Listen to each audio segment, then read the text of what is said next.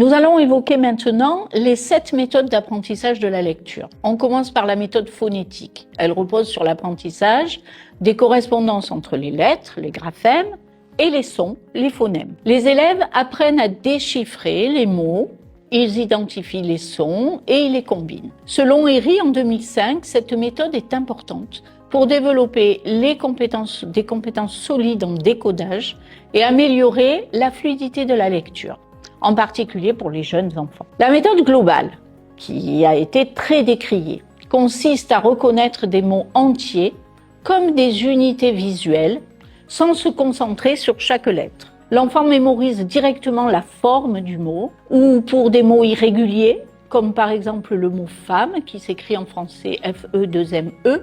Si on le décode, on lit femme, mais en fait, il faut apprendre que ce mot se dit femme. Cette méthode ne peut ne pas bien développer les compétences phonologiques nécessaires à la lecture fluide. Comme le souligne Snow en 2002, un enseignement explicite des relations phonème-graphème reste essentiel pour une lecture réussie. La méthode mixte, elle combine à la fois l'approche phonétique et l'approche globale. Les élèves apprennent à déchiffrer les mots, tout en renforçant leur vocabulaire avec des mots entiers. Cette méthode, selon Juel en 1991, offre un équilibre entre déchiffrage et reconnaissance rapide des mots. Elle permet une approche complète de l'apprentissage de la lecture. La méthode syllabique, elle, découpe les mots en syllabes, permettant aux élèves de les combiner progressivement. Cette approche favorise un décodage systématique et aide à la compréhension des structures des mots. Bien que plus longue à maîtriser, elle est soutenue par certains travaux qui montrent que comprendre la structure des mots aide à améliorer la fluidité et la compréhension en lecture. Passons à la méthode explicite, qui, elle, repose sur un enseignement structuré, où l'enseignement guide clairement les élèves à travers chaque étape de la lecture. Dans méthode explicite, il y a le mot explicite, et c'est bien ce que ça veut dire.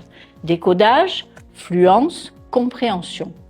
Atty, en 2009, démontre que cette approche, en particulier l'enseignement explicite des phonèmes, est l'une des plus efficaces pour aider les élèves à progresser en lecture. L'approche par l'écriture, elle relie l'apprentissage de la lecture à la production écrite. Les élèves écrivent des mots qu'ils apprennent à lire, ce qui renforce les associations entre sons et lettres et mots. Donc surtout que les enseignants n'hésitent pas à piocher, à avoir une méthode et à piocher un peu dans d'autres méthodes pour pouvoir globaliser leur enseignement et faire qu'il soit beaucoup plus efficace. Comme le disait Platon, l'homme qui n'a pas d'instruction est comme un œil aveugle.